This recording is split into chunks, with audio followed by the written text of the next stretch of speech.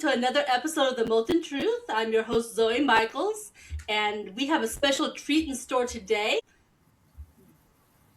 It's not often you meet someone who has as much experience as our guest today. Appears to be a world traveler, has written many books, some exciting stuff just based on the book titles. And I am really looking forward to getting to know more about our guests. So, Humphrey, welcome. Thank you for joining us. I want people to be as excited about this conversation as I am. And if they're anything like me, they probably are going to want to look at your website because that's the first thing I would be doing. So, can we tell them what your website is? Yes, I think my name is up on the screen. Humphrey Hawksley. That's Hawksley. Actually, it's www.humphreyhawksley.com. If you just Google Humphrey Hawksley, it tends to come up pretty much on the top of that because it's such a weird name, that it's not like John Smith or Zoe Michaels that can get lost somewhere. So Humphrey Hawksley, that gets to the website, and then there are sections in it. So there's my diary, which is the sort of podcast like this I do, and the moderating of events. There's my journalism. There's the books, which have got different genres, nonfiction, fiction, thrillers, and all the rest of it.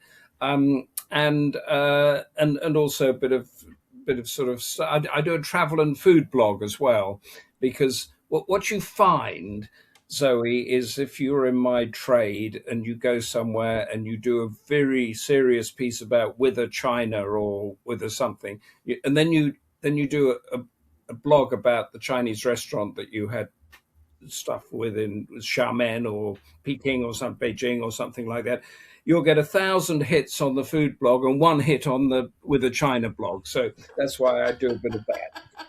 That's probably what I'm doing wrong. I need to start blogging about Cincinnati or some other places I've visited. You do that. We can talk about restaurants and hotels and holidays here, and you never know what happens. Well, one thing that's certainly universal, everybody loves food, right? Yeah. Food and scenery, you can never go wrong with those. Yeah. But it's interesting because that was one of the first things that caught my attention when I went to your website. I had Googled you, got to your website, and went, wow, look at, he worked for BBC. He has books, and ooh, what's this about Alaska? So, of course, I clicked on the link about Alaska because how cool is that? Well, Alaska is because the current book series I do, it's called the Ray Kozena series, and that is it's just been republished and recovered and everything, and that's about and I wrote the first one I think back in 2019 or something, and that came from a BBC trip I was doing to the US-Russian border. Now, at the time, Russian-American relations ebbs and flows, goes up and down, and the rest of it. And something bad was Crimea was going. Putin had just invaded Crimea at that time, and I thought I better go and look at this border because nobody really knew much about it. And when I checked it out, I knew why, because it's in the middle of nowhere. It's some of the most hostile, cold, barren, remote places in the world. Barely anybody lives there. And the mainland of Russia and America is separated by about 55 miles. But, and this was what attracted me, in the middle of that 55 miles, there are two islands. And one is an American native Alaskan island with about 80 villages on it. No roads, no hotels, no restaurants, no food blogs. I mean, it was just there. Then on the other side is a Russian military base. And there's less than 3 miles between the two of them. And I said, I've got to get to this place. So I persuaded the BBC to, it was quite tricky, but I got there. And it's you have to go, you fly into Anchorage, then you have to fly to Nome, which is the main sort of old gold rush town on the west coast there. And then I had to charter a helicopter that went into Little Diomede Island. And I chartered it to do a sort of overnight stay, and it was meant to come pick me up the next morning. But out there, the weather is unpredictable. And I ended up staying 10 days or more until the fog lifted and the helicopter could get back in. So we'd done the filming and we got the basic story and we'd done all that sort of stuff. So what do you do? And I sat there looking at Russia. And what sort of was fascinating about this border is there were no flags on either side. There was no border post. There were no boys in the water saying, this is Russia, this is America. Um, Everybody sort of knew that this was the border and that it was a hostile border, because if you went across the other side, you'd get thrown into jail and maybe not come out again. But then on the island itself, there was no police, no military, no border guards or anything. It was less than 100, about 80 villagers lived there, and that was it. And in my sort of mind as a correspondent, I've been all over these sort of war zone places and that sort of thing. I thought, okay, so supposing a fleet of Russian helicopters just suddenly came over the brow of the hill and came to this island, they could take it just like that. And I thought, what would happen if they did? And I got a number of different answers when I went back to Washington and the Pentagon people and asked them that. I'll mention that in a second. But then, when I got back to London, I started writing the story, and of course, no story idea actually survives contact with the written word. So, I Right. had the thing and I stuck to it. But and I had, these sort of thriller books, Tom Clancy type books, they always have this sort of Harvard, West Point educated hero that's going in to save the world.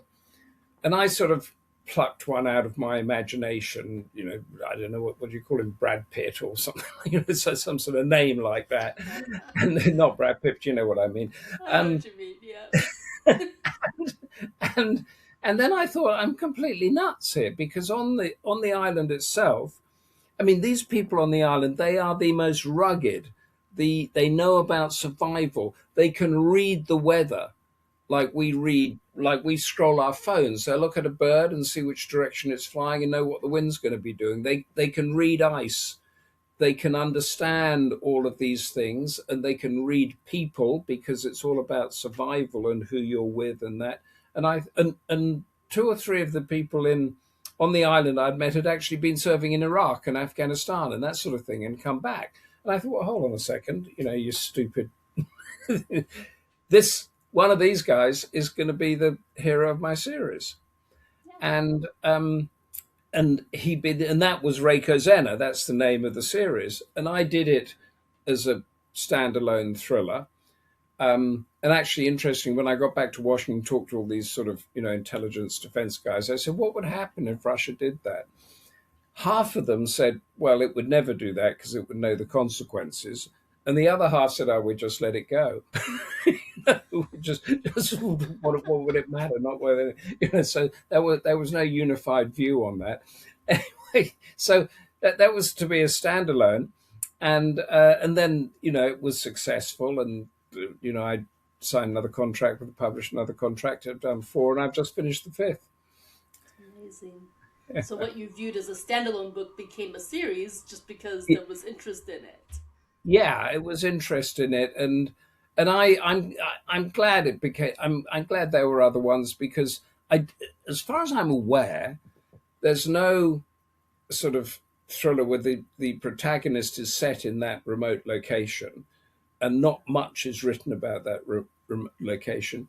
And another element is that the Arctic itself, recently, ever since America said it wanted to invade Greenland, the Arctic itself has become a hot topic. So, Mm. so the Ray Kozena series, fingers crossed, is sort of slotting into that whole thing. You never know how the world's going to unfold. Yeah, Could- true. yeah, Just serendipitous timing, maybe. who knows? Who knows? But I enjoy doing it, and I learn a lot when I do it. So I've got a big trip to Greenland in next month or so, and I was up in Alaska in December doing a bit of research there. Which is, have you been to Alaska, Zoe? Not yet. It's funny because I lived in Oregon for a time, and it would have been so easy to have caught a plane and gone even just for a weekend, and I didn't do it. Yeah. And now I regret that because here I am on the other side of the states, where it's like, oh, now I really have to make the effort. Yeah. It's just this weird place, and of course, in it's in 1867, America bought it from Russia for seven Yes, million dollars. $7 million super doesn't even buy you an exciting. apartment in New York now. But bought it there, and it's absolutely vast. And there's a sort of thing there when you're the taxi driver, whoever you're with. Um, you ask them how long they've been in Alaska or what generation are they, and a lot of the people there are retired military. They because it's a big military base up there. They leave there and they stay in Alaska because it's got a sort of atmosphere about it that you don't get on they call it the lower 48 and the upper 48. Yeah. Absolutely. Part of me wonders if I dare ever go to Alaska because I am candy for mosquitoes, and I understand there are more mosquitoes in Alaska than probably in the lower 48. Oh. I actually that's interesting because well, when it was cold, because I was minus 20 or something, no mosquitoes. So if you Makes wrap up sense. well and go there, in the summer, I don't know what in the summer. I was there in July. July didn't need no mosquitoes. No, no, no. You're going to get more mosquitoes in Kenya when you go to Kenya, or when you go to Johannesburg, you'll get mosquitoes. Good to know.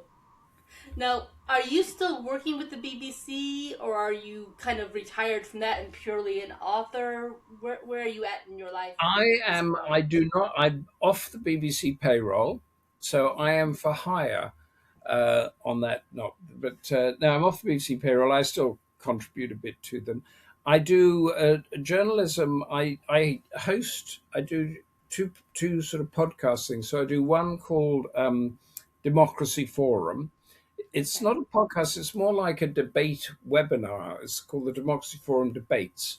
So the one we're doing in a couple of days' time is about India's pivot towards China and Russia and pivot away from America. We did one about artificial intelligence, critical minerals. It's all sort of this heavy political stuff I said that you don't get any clicks on, and I'm sure if I did a food podcast. The other one I did, which you and I might have more common ground on, is one called Care Vision's Professional Talk. And once a month, we get a professional who is an expert in mainly child and young adult trauma and care to, to see how you can, if you get a child from an abused home or, bad parents or something like that, and they have to go into care or they have to be spotted, how do you move them through into adulthood and then out the other end so that they're not living that trauma all the time? Right. And I find it fascinating because one clear thing that comes out of it is that if you have somebody in a care situation, like in a children's home or something, you have to have therapeutic care in there, holistic care, because a child, you can have somebody that comes in and might, play the football game with them, clean them up, feed them, and all the rest of it. That's what I call the shift workers. But amongst all that, the child or the adolescent needs a mentor that they can trust and is going to be with them for a number of years. Yeah. Uh, and without that, and that is a parent, essentially, a parent figure. And if they can find that person and learn to trust that person, and we have to remember, if you come from a broken home when there's drug or physical abuse or all of that sort of stuff, Trust is your level of everything. trust as a child is really minimal. So you Yes. can, if you can move a child through that into adulthood, um, then that's a great success story. And I did one, I think it was a couple of weeks ago. It was absolutely fascinating because two sisters. Um, they both had to go into a children's home. So they one was a little older than the other. One of them went through everything, did the schooling, got great exams, went to university, and she became the deputy head teacher of a school, and now she runs a mental health charity. The other one, drugs, alcohol, early death. And you just think, and both of they had pretty much the same thing. So Isn't it's that all up amazing? here, really, isn't it? Yeah. Sorry, I brought a No, depressing tone to your no, not at conversation. all. Yeah, I yeah, just, in my head, I'm thinking A Tale of Two Sisters. I mean, what kind of title and story you could yeah, develop from that? yeah. But It, I mean, there were some detailed differences, but and the more I talk to these people, the more you sort of get to learn about this world. And I mean, of course, I think all of us, as a journalist, particularly, I've spent a lot of time with traumatized families, whether it's refugees from a war or whether it's domestic abuse or a crime or murder, in our own lives. You get that trauma that comes through, true. and ultimately, and this is again what has to be recognized, is it's not so much what happens to you, whether it's a It's what you do car with it. accident or a divorce or something, it's how you process it Hmm. in your mind. And if you don't process it well, it's never going to get out of the way. And if you do, or you have somebody help you process it, it's like breaking your leg and the guy that fixes it doesn't fix it right, and you Right. end up So you with a limp still for the rest of your deal life. with the Yeah, damage, yeah, and you yeah. might break your leg again as a result Yeah, because it never healed right. exactly. As a result of that, so I find this, and when I was reading your really interesting sort of profile of the show, when you were talking about, Thank you for that it's, compliment. it was lovely. It was great, and I thought for a moment, how we can do this, but then I thought, yeah, because I've met all these people, and I've come to my own conclusions on it, on what it is, because not I mean, often you get with victims, and again, I'll say this, when I've been reporting abroad and that sort of thing, and you'll see somebody who's just had their family massacred by another group in the Middle East or something, or whatever. The victim seems to get into a mindset that their suffering is unique, and that is why they cannot see anybody else that's suffered, and we get this in politics too. That why is what's happening in, I don't want my foot in what's happening in somewhere in the Middle East more important than what's happening in, say, Sudan, in Africa or something, or what happened in Cambodia is different to this, that, and the other. Each one prioritizes their own suffering, and that's a really bad mindset, I because it's agree much with you. better if you can say, okay, I've had a dreadful time. I've lost an arm and I've got this disease, and my family's left me, or whatever it is. But this person over here, they're having a dreadful time too, Hmm. and Right. we get through it together. So it's this idea of trauma and suffering it's a really interesting one. So you've got me off it. You've got me on it. I'll stop now.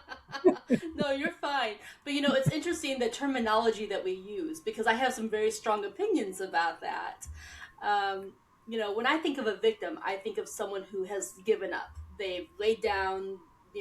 They live in that little bubble of I'm Yeah, a victim. They've yeah, not healed. They've not searched for ways to heal. yeah. And so I think of a victim and I think of a survivor. And the survivor Right. has searched out ways and has found a way to heal and move forward and stepped out to help others recognizing Yes. that. So to me, those are two, they're related, but they're very different ends of the spectrum. And how do you move someone from being a victim mindset to survivor mindset? Yeah. I think it has to come within themselves, to be Yeah, honest. yeah. Mm. You know, I went through a little bit of, we're going to call it self inflicted trauma. And that's why I have very strong opinions about it.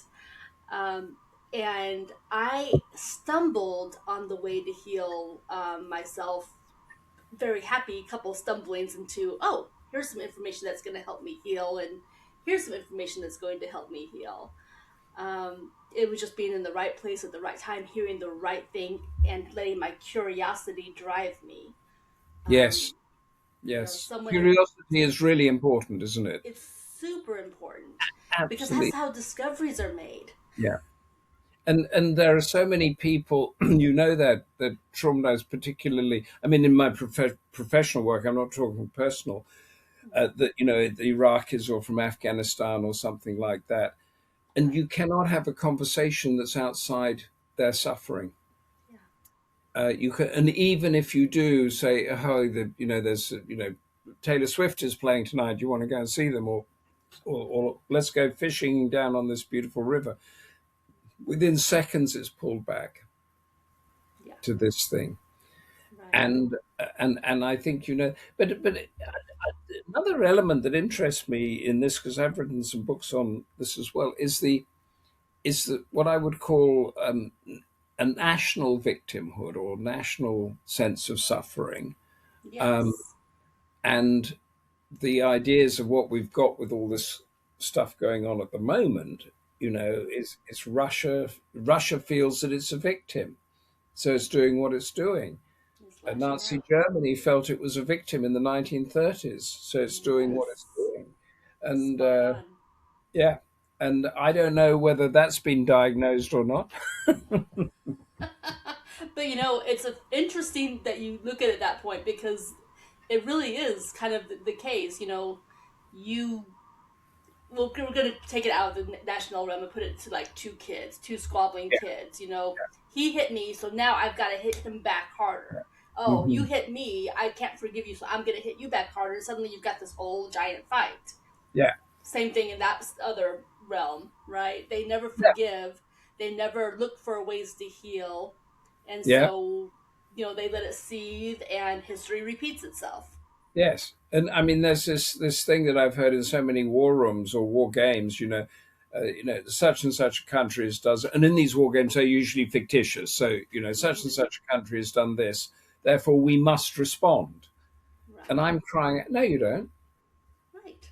You don't have to respond. No. And quite interestingly, when I was in Alaska recently, I found out that during the Cold War, Mm-hmm. the Russians had shot down quite a number of American planes. I mean, like half a dozen or a dozen or so. America had not responded because it didn't want to escalate anything. He didn't particularly want it to get out into the public thing. It had just absorbed the hit. So you have one thing in public, America's big enough actually not to respond to something like that. And then you have the other thing saying we have to respond proportionately. That's the legal word, is it? You have to give a Right. proportionate response. Mm-hmm. Yeah.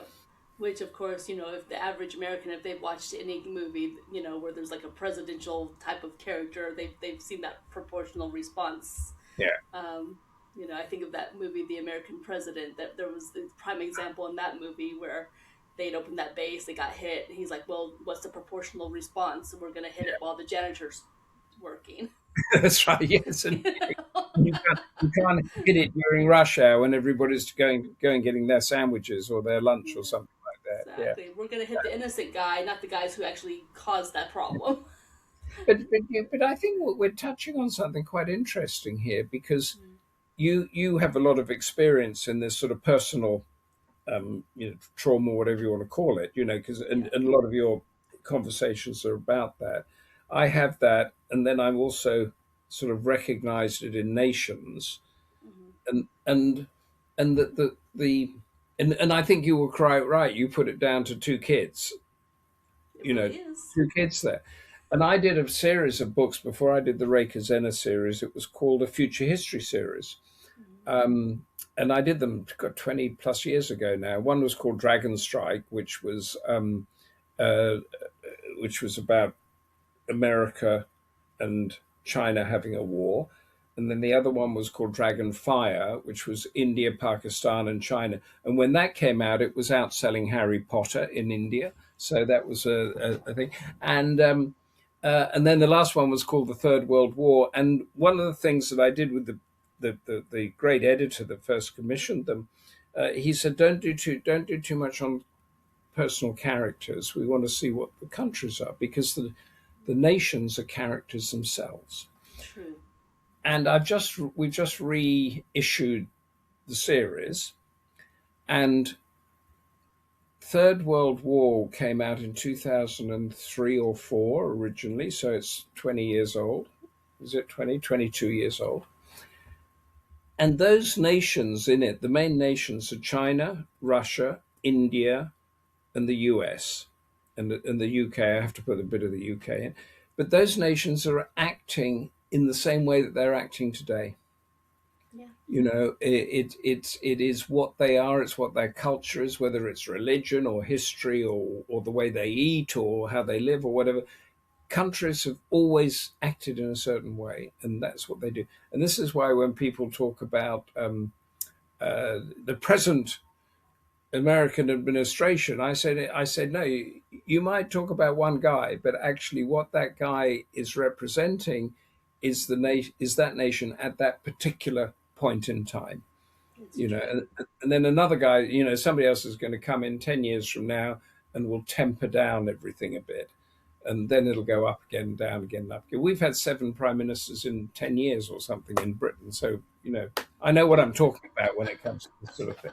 I would say so. Absolutely.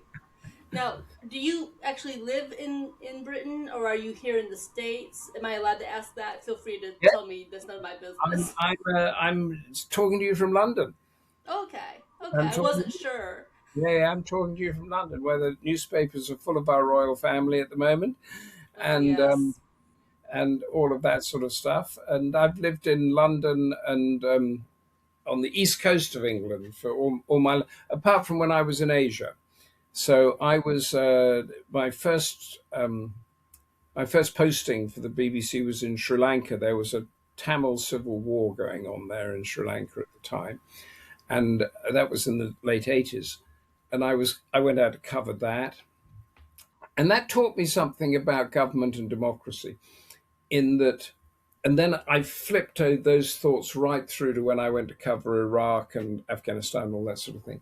And that's this, Zoe, is that when we, the British, we decolonize like instantly. We want to do this instant stuff like we did in Iraq. We want to win in there an instant. So so instantly we decolonize, and then we put in this thing that's called democracy, and people vote. But in Sri Lanka, they had a majority Sinhalese population, they were Buddhist Sinhalese, and a minority Tamil Hindu population. And at that stage of the sort of government development, people vote by religion and ethnicity. And I think we get that less here. You get it a bit in the States when you talk about the Hispanic vote and the black vote and the whatever vote. But there it's absolute. So, so we handed over a system whereby one group would become the dominant group. That was the Buddhist Sinhalese. They would always run the government. The Tamils would never be able to do anything about that. And then, of course, in politics, the more extreme a person is, the more popular they tend to become. So the more extreme the Sinhala Buddhist people were, was they had to be extreme against the Tamil population. And then the Tamils rebelled and started blowing up, and that war lasted 25 years. Yeah. 25 years, and you think, how on earth? Why on earth did we do it like that? You Right. know. And I went from there to the Philippines. There was a dictator there called Ferdinand Marcos, and he had just been overthrown. And it was interesting because you go around talking to people. I was very close to the Americans there because the Philippines is sort of a former American colony and that sort of thing. And there was this idea that this panoply of fair and wonderful institutions would just float down from heaven. and be there. So the judiciary would work, would be fair and work, and the fire brigade would come, and when you call the police, they'd come, and they would, you wouldn't have to give them any money and all of that sort of thing.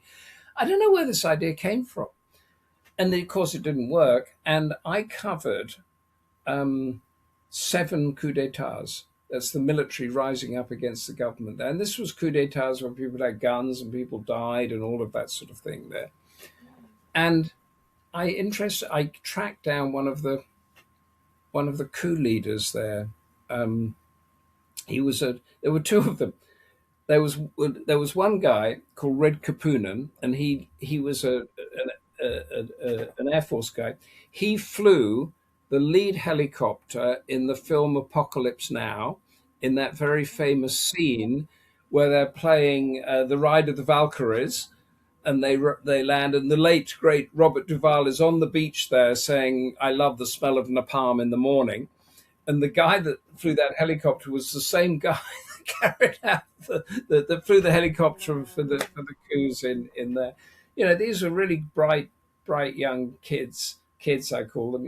And then another one was a really dashing young colonel, and he would parachute on special forces operation with a snake in his pocket. And he did that because I think it was a sort of legend, a snake. I never could quite work out why. But there was, at the time that I was there, the young female war correspondents were all swooning over him because he was this absolutely sort of dashing young figure. And so that was 7 coups d'états, and still the Philippines is all over the place. The son of the dictator that was overthrown is now the president, and he's called Ferdinand Marcos too, and the corruption is rife, and this is rife, and that is rife, and that's 25, 30 years later or whatever. And Yeah. and this idea that I sort of saying this because there's all this stuff going on about Iran at the moment, and these things, I get so angry because you can't just strip away one thing, one leader or something, and expect everything to be fine. It just doesn't work. Like they don't have like the US has got, or like we've got, is the president goes, you've got the vice president, then you've got the speaker of the house, and all the rest of it. You don't get that over there, and you don't quite know what happens in these places except war breaks out. True. Sorry, well, I And you got make a diverted from what we were good talking about. point. No, no, it's fine. But I had not given it any kind of serious consideration until you said it. But you're very right that it's a reflection of the collective people. It's the collective personality represented by one person who's their leader. Um, 9 times out of 10, I Mm. think that's true. There may be the exception, as there is with everything, but it's an interesting point. Yeah, I think if you look at um, I mean, if you look at the Iraq and Afghan wars, which I think are the latest ones, Saddam Hussein, the Iraqi leader, he understood that country absolutely, and that's why he managed to run it for so long. And whilst he was running it, he was pretty brutal to people that, challenged him. But he also built roads and educated people and allowed women a certain. I'll tell you I'll tell you this story, although it's not a great story. When we were doing the Iraq thing, there was a what we call a fixer, a young local producer, who was working with me. Actually, she was working with me before the invasion, when Saddam was in power, and she was a translator, and she would know people. She took me to university and all that down in the southern city of Basra, and she also wanted to be a doctor. So we sat one day over a cup of coffee, and I was sort of checking her English as she was filling in the form to become a doctor, and she was wanted to go to Baghdad University to be the doctor. Then the invasion came, and then the next thing, I saw her once again, and then she vanished, and I went round to her house, and it's in a compound, and I knocked on the door, and she opened it, and she was covered from head to toe, and she said, "You must never come here again." And Oh, she it was was not allowed to close. be a doctor. She was. She Oh, was wow. completely covered. And I said, "Are you okay?" And she flipped back her sort of Hood bit of cloth to or show the mask. bruises and everything down her thing. Ooh, And I said, "What can I do?" He said, "You can't do anything. Just go away. Never see me again. Otherwise, it'll just get worse." And this was that is a awful. wonderful, bright, intelligent woman, and that's what we did by invading, Yeah, essentially. You know, yeah. and Worse yeah, repercussions. and then, yeah, we sort of talk about, talk about. I think it's this idea of trauma that got me onto that. But you've got to think of the consequences of what we as nations have done on other parts Yeah, in other sides of the world. so true. So, in your capacity with your podcast, have you ever run into, and that's why if I looked distracted, I was looking, trying to remember the name of this lady. There was an author by name of Allison McBain. Have you run into her? That No, I name ring don't any think so. bells? She is No, but fascinating. ring the bells for me. Yeah. So if you haven't spoken with her yet, I think you should because I think you'll enjoy talking with her. Um, we did a podcast in my first season, aired back in September. She had written a book about what if the United States had never been colonized by England? What if it had been colonized Oh, by China? And so she does this whole alternate universe with her book. brilliant, And I'm brilliant. Yeah, thinking that you would really enjoy speaking with her on one of your podcasts. She shares the I same would very much. publicist, but Yeah, as you were yeah, talking, and especially about these different situations with the politics, I thought I couldn't help but yeah, think about her and her work and just her yeah, thoughts on how the motivation for colonization would have been different, and maybe, of course, as a result, future history would have come out yeah. differently. Um, I must get that. So she did a book of what if the US had been colonized by China and not Britain. exactly. I forget the name of her book. Let me see if I can find it here. But I'll find it. No, no, I'll look that up straight away and I'll get that because I mean that's a great concept. It's brilliant. right, And yeah, it was just like and the wow, I never would have thought of it. no, I mean the common one is what if the Mayflower had landed somewhere down in Buenos Aires and the Spanish and the Portuguese had gone up to the north, would Latin America now be the powerhouse Wouldn't or that be not? something? And I think that was, I think somebody's done that, or I've had a number of discussions about it. But I mean, that would be a sort of thing as to, is it the Protestant pilgrim wasp, whatever it is, ethic that seeps in there against the more romantic, Mediterranean, more relaxed manana thing that went down, and the tango and all the rest of it that went down into Argentina and Brazil. Right. Or just the very mindset, that whole, this is me remembering like sixth grade, social studies type things, but the whole concept of manifest destiny. They populated the United States and they had to keep pushing west because that was what they had to do. It was under that heading of manifest destiny. Whereas, you know, another culture possibly might have maybe been more friendly with the Native American Indians. It would have just, they would have Yeah, respected boundaries and worked around them. And, it's just interesting to imagine the different, we're going to go back to personalities of different yeah. individual countries and how they might have Mm. worked differently with the indigenous peoples. That's a very interesting one actually, and I'm just trying. As you were thinking, I was thinking about that because um, the British and the French were the main pushing colonizers, and we were pretty, and the French were not great either. The Spanish were absolutely horrendous, as were the Portuguese. They just Yeah. slaughtered everybody. And then came the Germans. The Belgians were dreadful because they had Zaire, which is now the Congo, and the King Mm. Leopold just declared it his own fiefdom and did what he wanted there. That was absolutely horrible. I guess if the Norwegians or the Nordic countries had been involved, they would possibly, I don't know, have been a little bit more um,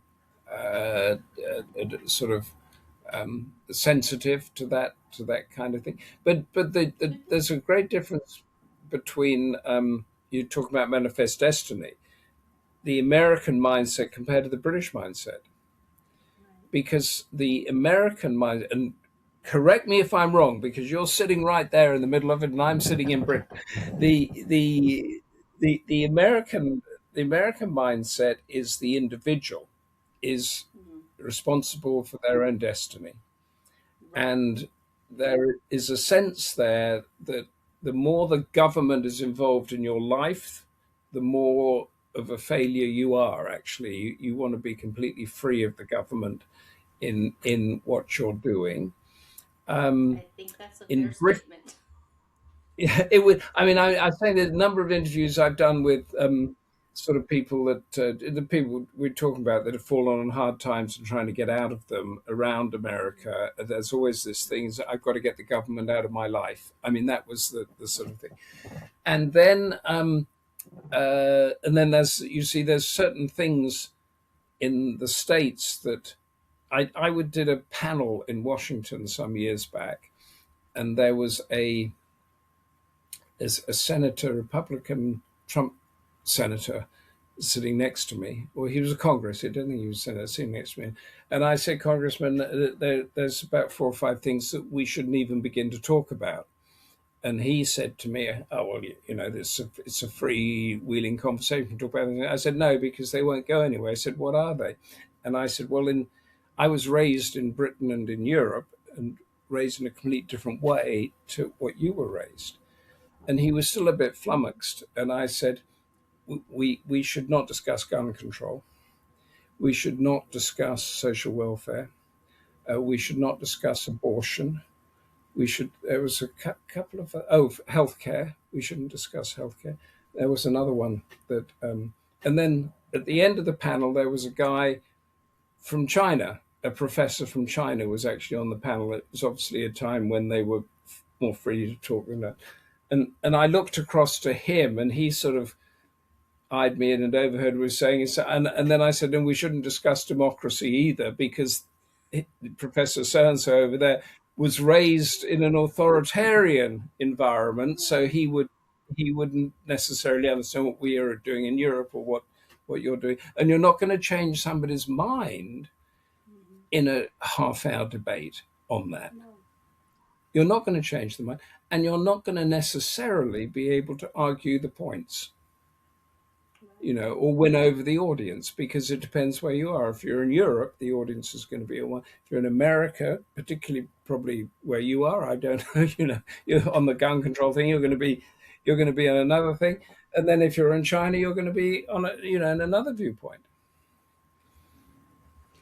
It's amazing to me to think that ultimately the human family, we're all related, but parts of the family are just so different.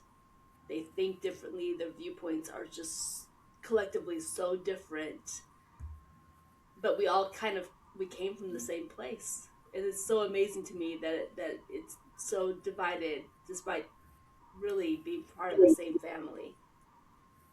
The families are divided, aren't they? They are up to a point, Yes. but you still have certain Yeah. things in common. I think of cousins I don't particularly like, but Yeah. there are certain things that we still hold in common that will be the bridge that helps us unite in certain situations.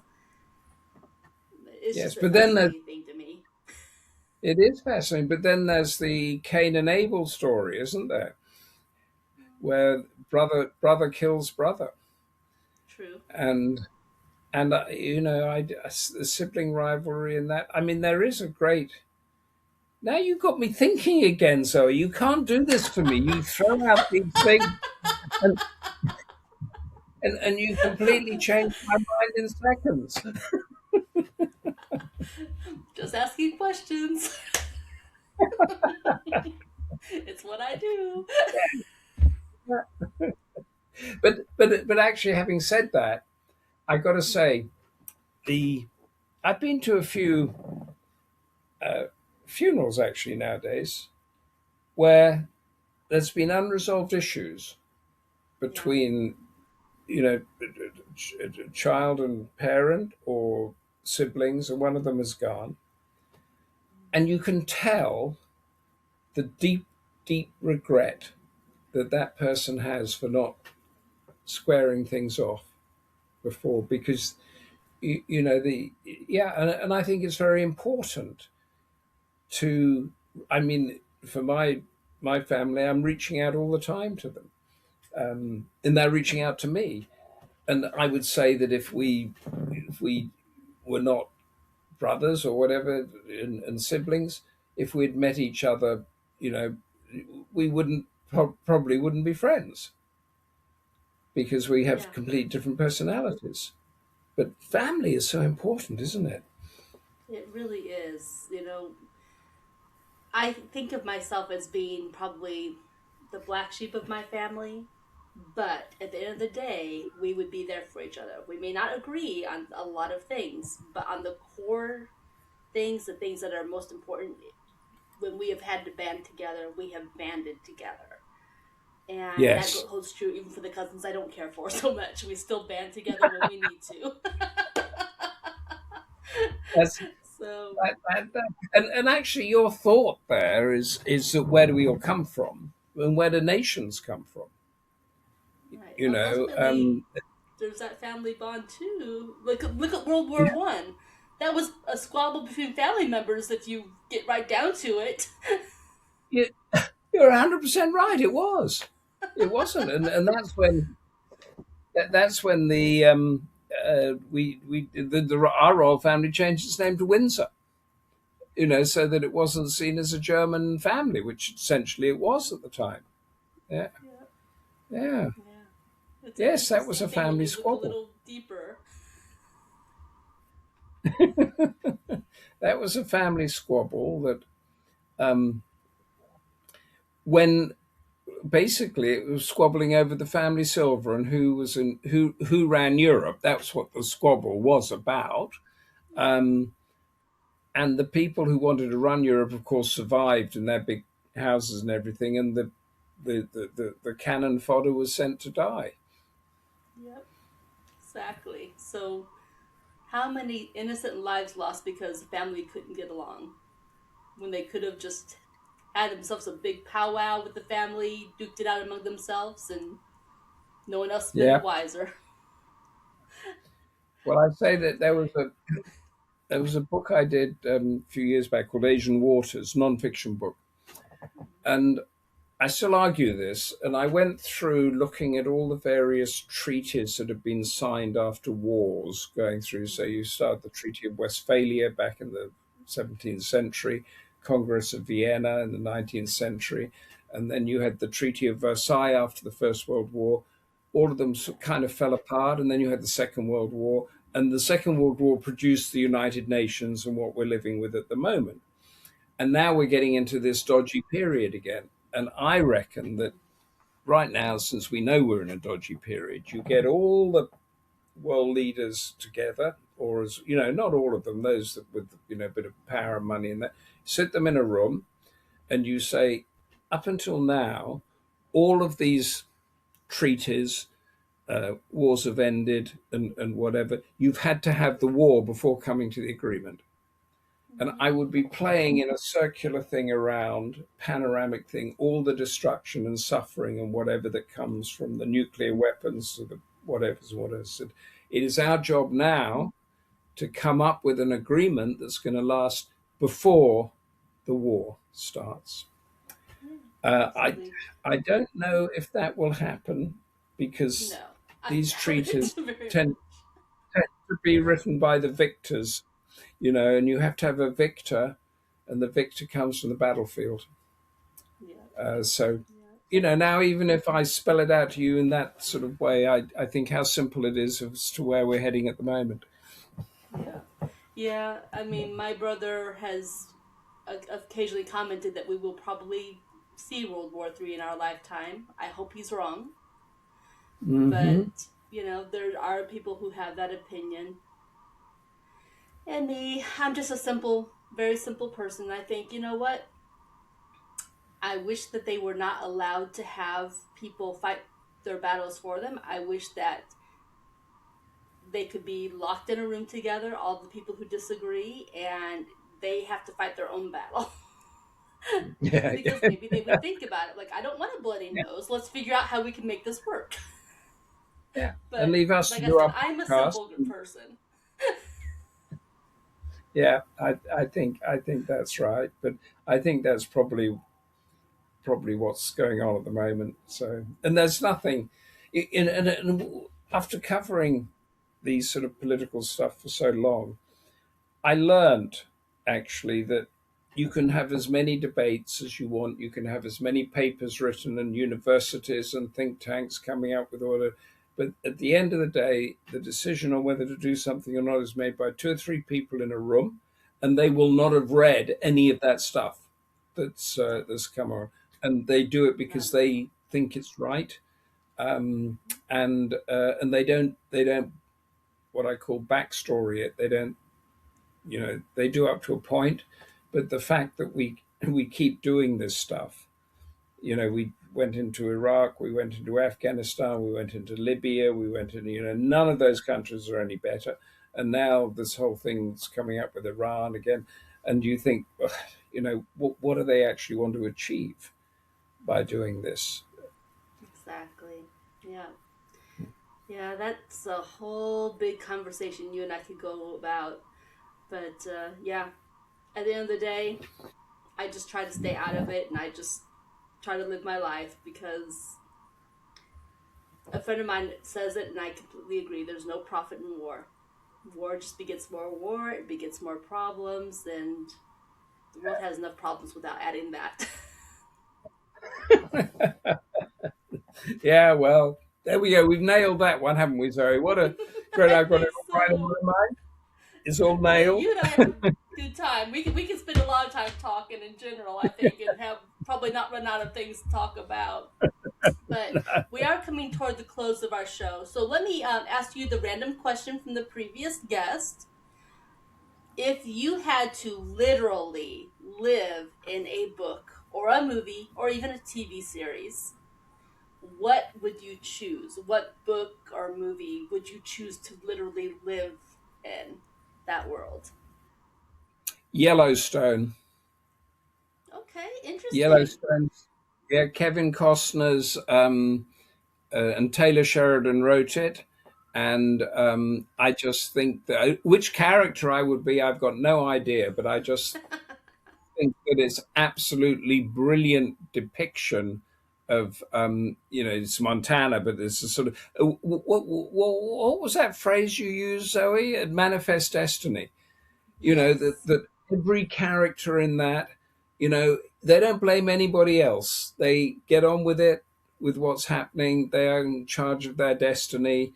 He's going to hold on to his land, against all the developers and whatever's is coming. He'll take on whoever it is to do it.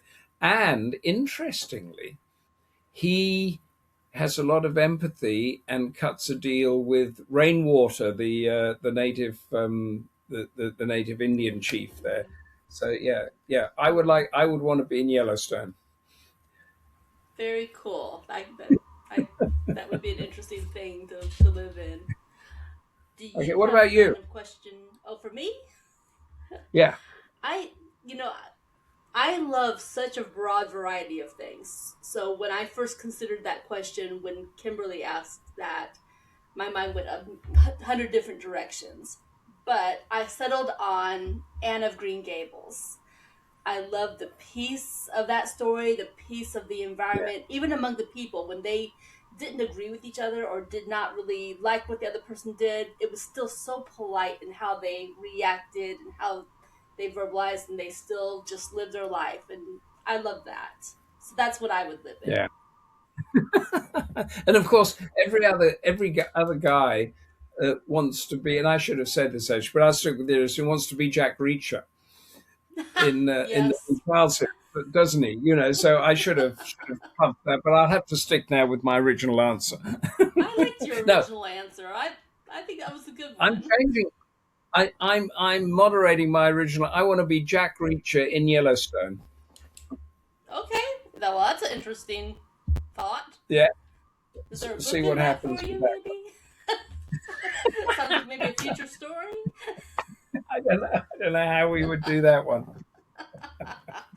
Oh, I have this idea myself for a book, and I'm not sure I'll do it, but I have this idea of like, what if you had like an old west story that spans into the World War II time frame, and you've got certain family members that are in, are without within a chain within this story. So you have these two old west gunslingers, one who's from the states, one who had been from Russia but relocated to the states, and they had been pitted against each other, but then they chose not to fight after all.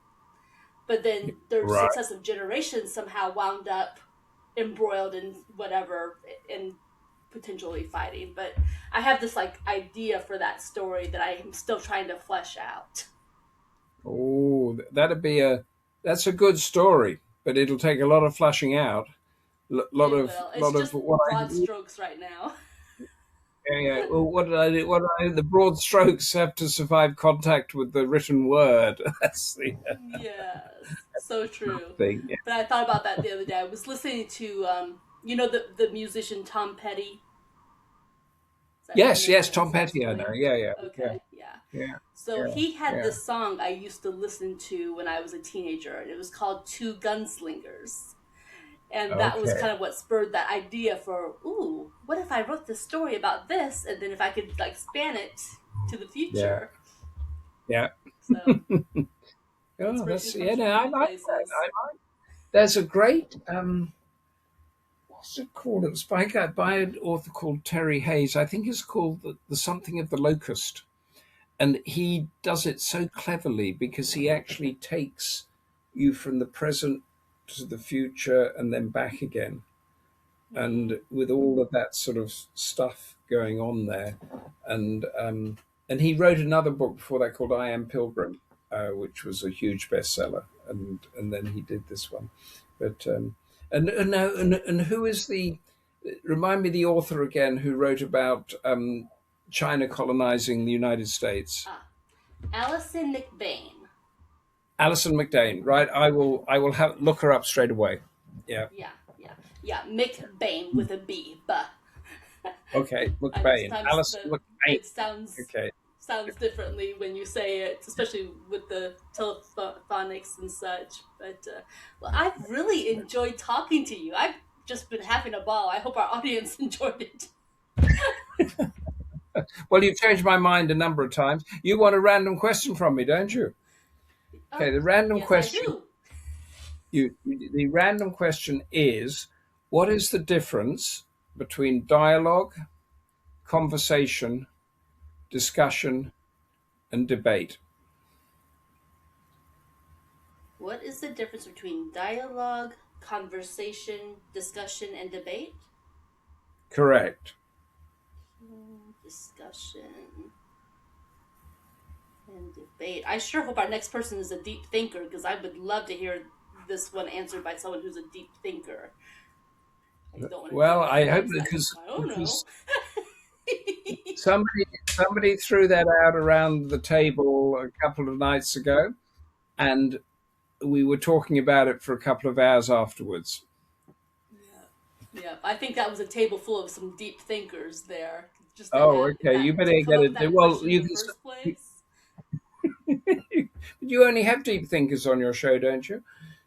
I do sometimes. So hopefully our next person is a deep thinker, because I would love Uh, to hear like a really deep answer to that question. will you let me know what you? I'll check it out, but let me know the nub of what they say, Sounds good. Well, they would definitely and be then the I'll person throw it back. who's there you go. Their episode will air right after yours. So after we conclude our recording, I'll be sending you an email with the link to our session, along Okay. with the date that yours will go. But actually hang out afterwards. I have just a little more to say to you about that. But thank you Okay. so much for joining us. We really enjoyed Lovely. having Humphrey No, here thank with you so us. much. Yep. You're Brilliant. welcome. It was fantastic. And be sure to check out Humphrey's podcast, his website, his books. If it's been so entertaining talking with you, I can only imagine your books must be equally just wow, just enthralling. So I hope that our audience will check those out. Thank you. Thanks so much. You're welcome. Thank you for coming.